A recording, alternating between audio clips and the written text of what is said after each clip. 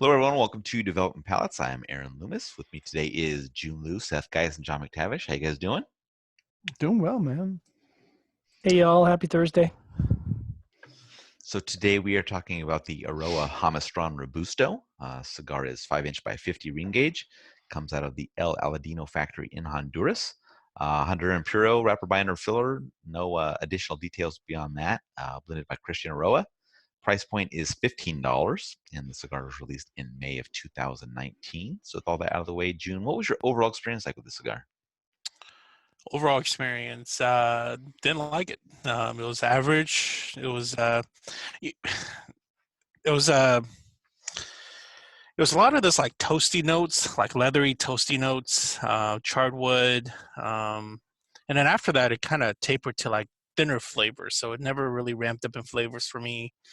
A lot of leather, a lot of cedar notes. I didn't get any sweetness at all, which is especially disappointing, knowing that it's like Aurora's like famous Jamastran tobacco, Honduran tobacco, and all that. So this was a complete miss for me. How about you, Seth? What were your overall thoughts? Yeah, I mean, I thought it was decent. It was a solid blend. It wasn't really anything wowing about it. I think when we start talking about price later on, I can kind of give a little bit more reason why. But I mean, I was getting some pepper, herbal spice, dry earth, woody cream, kind of like Jiunn. It's not really sweet. It's pretty consistent though throughout. It's got a decent flavor profile, but I think it is lacking something that could make it a better and a solid blend. All right, John, how about you? Well, as Seth always likes to say, and I certainly echo, there's only two kinds of Honduran cigars in the world. There's the bad ones and there's the good ones. And this turns out for me to be a good one, and I was as surprised as anybody. I didn't have a flavor experience like Jiunn. I mean, I did get some of the leather and toasted quality, but I found that there was a lot of subtle notes of citrus and cedar and cocoa, and they weren't necessarily dominant until really the halfway point of the second third, where the cocoa was really prominent. But there was cinnamon, there were spices, there was citrus. Like this really for me was quite balanced and delivered consistently, and I was very surprised that the flavor profile carried in that well into the last third. So I was I was very happy, and I had a fantastic burn experience and a fantastic draw experience to match. So I was like, And I was drunk when I was smoking this. yeah, I must have been or something. But I don't even know the last time I reviewed a cigar that was consistently good throughout and had a perfect construction and draw. So maybe a unicorn, but I had a great time. What about you, Aaron? Yeah, for me, I got a lot of charred oak and kind of bitterness at the start of the cigar. That's kind of faded away, and that oak kind of gained a toasted note. But then, kind of through the second half, that kind of char kind of popped back in and out as it went along. Construction was really good, like you say, John. I just thought the cigar was pretty average and kind of like a very simple profile most of the way. Not a lot of complexities and things like that.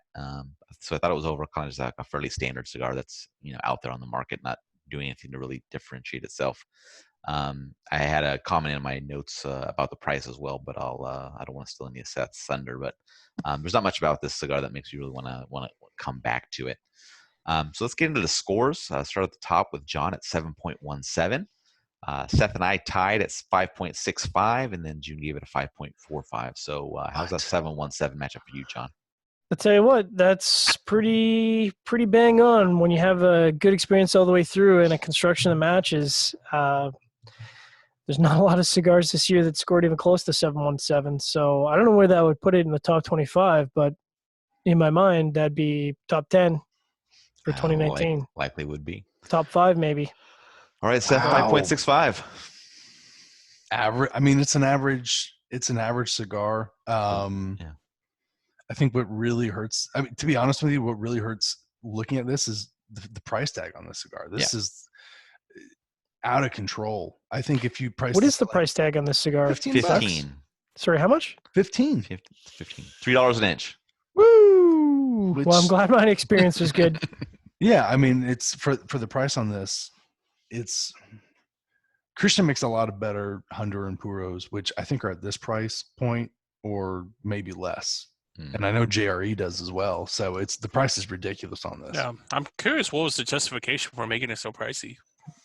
He just felt like it. He probably. I mean, don't know. The packaging makes like a little funky thing. It's not like a little simple square. Who knows? Yeah. But I don't think the dark was this expensive though, wasn't it? Like 12 or $13 maybe. I mean, I think the dark was cheaper, but still a couple bucks makes a big difference. Yeah. All right, Jiunn 5.45. no, it was average tasting. I think construction was, pretty good. But overall flavor profile, especially, I mean, we're basically to beat this topic to death, but for the price point, it is absolutely not worth it. There's far better cigars and within just a CLE like Aurora portfolio in general that you could go after. That's far cheaper. Yep. All right, any other final thoughts from you guys on this one? It's funny for me to be the outlier on a Honduran Puro, but that's where it is. It is kind of actually, thinking about this would be something I kind of feel uncomfortable right now. I mean, I feel like I'm like, if anybody in the DP list is like a resident Honduran hater, it's probably me. So, you're up there. Yeah. I think your palate more aligns with Coops. I think it's kind of what I'm seeing more the trend of. Coop says a lot of things that I think makes a lot of sense. And the more I smoke cigars that he smoked, I think the more I realize that. 100%. No. 100%. Stop. This for me, I thought this experience was quite a bit better than. Let me end this before this whole thing is out of control. All right, if you're just catching this video on YouTube, be sure to subscribe to us. But let's also check out the full written review on the website, developmenthouse.com. Follow us on all the social media channels, and you can catch all of our review recaps on podcasts. So iTunes, Google Play, and Podbean. Thank you for tuning in. We'll catch you on the next one. Jamastran.